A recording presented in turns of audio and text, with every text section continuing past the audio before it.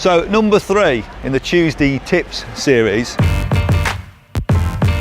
I'm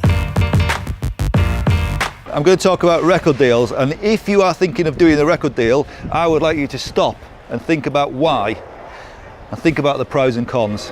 And the same with publishing as well. Publishers own the rights to the songs, the record company, you are signing away the actual rights to the recordings. And that's the key thing. Right now, if you haven't got a publishing deal and you haven't got a record deal, you own your own songs. And if you pay for your studio or record at home, you own the recordings. And the reason that's totally critically important these days is the way that artists' income streams have changed. So we've started to see an emergence of an understanding of streaming royalties, and artists are actually doing quite well now from Spotify royalties. But they can only do well if they own their own masters, because the proportion from Spotify and other streaming platforms that go to the songwriters is woefully small. There is some, but it's minuscule, hardly worth bothering with. But the proportion that goes to the person who owns the master, which is either the record company or you directly, if you own your own masters, is significant. It's around, very roughly, it's around £6,000 per million streams.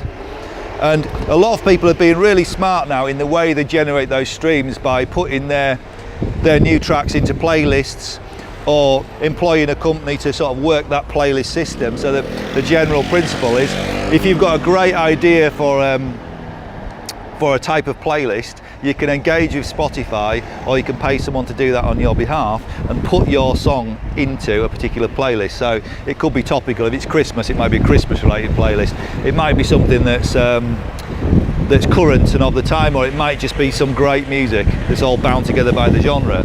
But that's the way that your streams are bumped up, and it can result in proper, sustainable, significant income, but only if you own your masters. If you sign a record deal, it's just a loan. So there are other ways of making money these days, like Pledge and Kickstarter, for example, or a subscription model.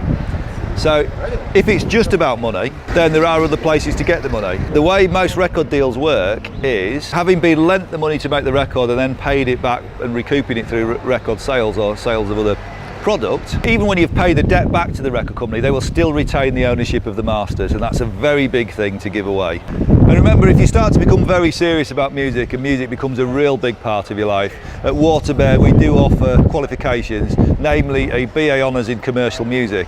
And on that BA Honours, you can focus and major in an area that's interesting to you. So everyone on the course does business studies, everyone does recording, mixing and mastering, everyone does social media, everyone does a bit of music history and a lot of performance, but 25% of the course all the way through is your particular area of study, so that's project orientated. So if you want to be an artist manager, you do that. If you want to be a tour manager, you do that. If you want to be an extremely proficient technical player, you do that. It's up to you. We also do masters qualifications as well, so if you want to find out a bit more, drop us a line.